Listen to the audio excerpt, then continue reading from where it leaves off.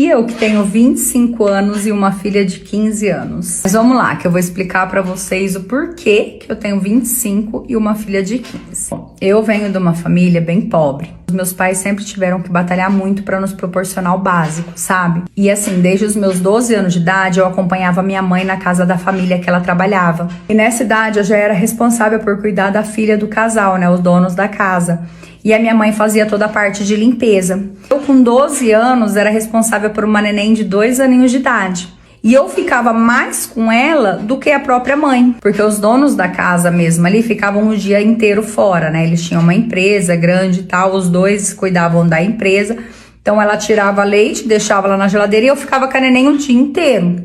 E assim foi indo. Tinha dia que a minha mãe ia embora, né? Terminava o serviço e eu ainda ficava lá porque eles não tinham chego. E foi dessa forma por muito tempo. Até que quando eu estava com 17 anos, a minha mãe faleceu. A minha mãe ficou muito doente e veio a falecer. E ficou eu e o meu pai. E assim, o meu pai, ele entrou num estado de cachaça, sabe? Ele começou a beber muito, eu tinha que buscar ele nas portas do bar. Então a única que passou a ter uma renda ali dentro de casa era basicamente eu. Porque o meu pai ia trabalhar de vez em quando, sabe? Ele ia fazer um serviço de servente ali, mas no outro dia ele já tava podre de bêbado, então ele não ia trabalhar. E eu ali com aquela família, com horário de chegar, mas sem horário para sair. Com isso eu não concluí os meus estudos, né? Só que eles me ajudavam muito, né? O que eu ganhava ali era para pagar energia, essas coisas, porque eles davam cesta básica.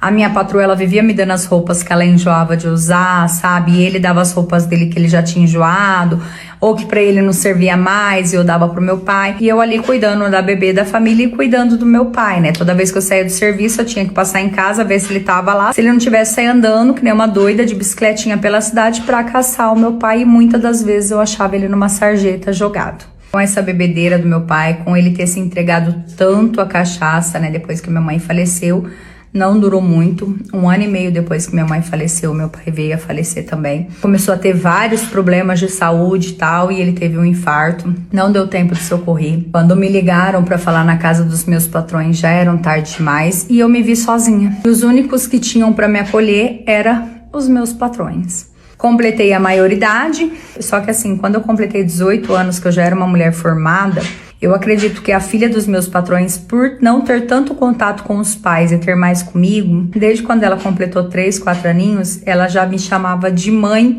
quando os meus patrões não estavam lá. E quando a minha patroa chegava, ela falava assim que ela era mamãe 1 e eu era mamãe 2.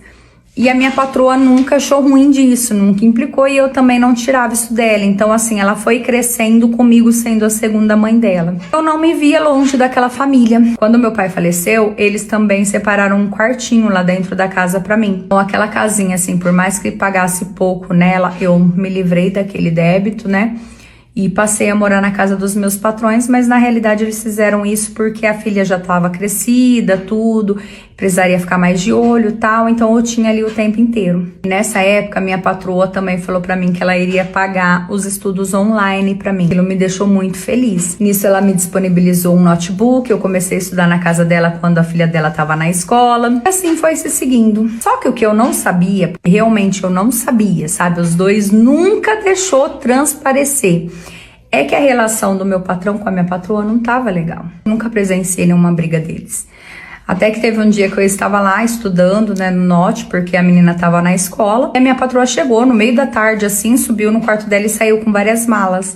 E ela olhou pra mim e falou assim, ó, eu só vou te pedir uma coisa, eu quero que você cuide da minha filha como se fosse sua, como você fez até hoje. Eu não questionei, eu não falei nada, afinal era minha patroa. E ela pegou e saiu. Ok, mais tarde, né, a menina já tava em casa, eu tava colocando o prato dela de comida, tava colocando o meu patrão chegou. Nisso eu olhei pra ele e falei, fulano, posso colocar comida pra você, né? Ele falou, não, não precisa. E foi pro escritório dele que tinha lá na casa. E lá ele ficou, ó, até tarde da noite. Aí eu pus a filha dele pra dormir e ele me chamou no escritório e explicou, né? Dizia a ele que ela foi embora pra outro país, que surgiu uma oportunidade, que ela conheceu outra pessoa, decidiu ir embora e abandonou ele e a filha. Eu fiquei assim de cara, e ao mesmo tempo que eu fiquei de cara, eu fiquei com dó daquele homem, sabe? Porque o meu patrão, ele era um homem muito bonito. Eu acredito que ele devia ser ali uns 12 anos mais velho que eu, mas ele era muito bonito e ele era muito educado. Mas como a gente nunca sabe, né, como que é a relação ali entre o casal, eu não falei nada, né? Eu só falei, ó, o senhor pode contar comigo aqui e tal, mas eu posso continuar estudando, porque ela que tinha falado que ia pagar pra mim. Ele falou, não, pode estudar, eu quero que você termine o ensino médio aí, que a gente pagou pra você, depois você vai fazer uma faculdade também, eu só quero o teu melhor. Mas me dá uma força aí, né, com a minha filha. Eu falei, fica tranquilo, né, eu faço isso desde criança, não vai ser agora que eu vou mudar. Beleza. E assim ficamos. Eu terminei os estudos, com 22 anos eu comecei a faculdade, e a menina no começo foi bem difícil pra ela, porque ela sempre perguntava da mãe. Depois era só eu. E como eu falei, ela sempre me chamando de mãe, né? Mesmo eu sendo nova, tal, mas ela como é uma criança me chamando de mãe. Só que quando eu já estava nessa idade dos 22 anos, o meu patrão ele passou a ser mais próximo e mais presente em casa, sabe? Ele sempre chegava cedo, ele comia com a gente. E nós passamos a conversar muito, sabe? Nós sempre conversamos, tal, ali. E agora o ano passado acabou. No clima ali, a gente acabou ficando. E depois disso, nós realmente assumimos um relacionamento. E assim, a minha enteada, ela me adora, porque ela me chama de mãe pra todo mundo. Ela sempre me chamou de mãe. Porém, a família, né, do meu namorado, porque eu moro na casa deles ainda, só que agora eu só mudei o quarto, não aceita. Eles não aceitam, eles falam que eu não sou do mesmo padrão que ele, que eu era apenas a empregada da casa. Ele a todo momento me defende. A minha enteadinha, se ela escuta isso, né, ela briga porque ela fala que eu sou a mãe dela. E depois disso eu tirei a minha habilitação, eu que vou levar ela na escola, tudo. E até as professoras, quando vê ela me chamando de mãe, né, tchau mãe, tudo fica me olhando meio assim. Porque, de fato, eu tenho 25 anos e ela 15. Só que como ela cresceu comigo, né, desde os 2 aninhos de idade, eu era uma molecona, né, era minha boneca verdadeira ali, eu tenho um amor de mãe por ela.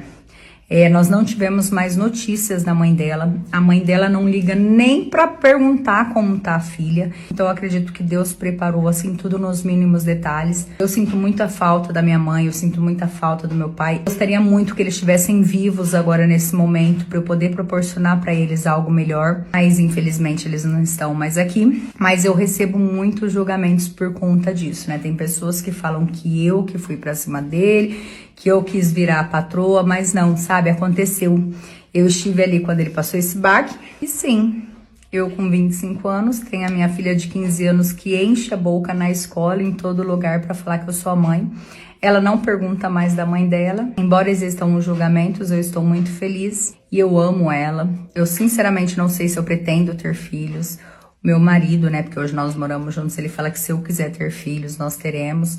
Eu tomo injeção, tudo, mas como eu já criei ela desde a minha adolescência, eu por enquanto não tenho essa vontade, né? Se um dia eu tiver, eu tenho certeza que ele vai estar super aberto a isso. E é isso. E eu tô muito feliz, né? Eu acredito que Deus faz tudo certinho. O que aconteceu? Eu sou feliz, eu tenho uma filha.